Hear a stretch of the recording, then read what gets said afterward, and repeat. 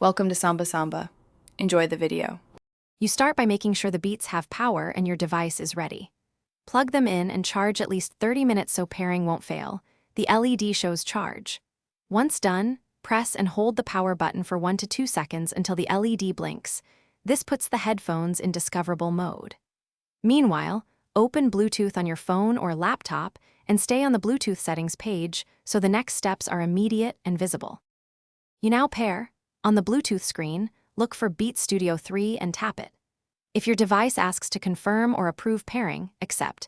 Beats normally use automatic pairing, so you rarely need a PIN. Make sure your phone or computer stays within 3 feet while pairing to avoid dropouts. Once paired, listen for the connection tone in the headphones and watch for the connected label on your device, which confirms audio will route to the Beats. You finish by testing audio. Play a track and adjust volume on both the device and the headphone controls so levels match. If pairing fails, reset the headset by holding power and volume down together for about 10 seconds, then retry pairing. This clears the Bluetooth cache and often fixes issues.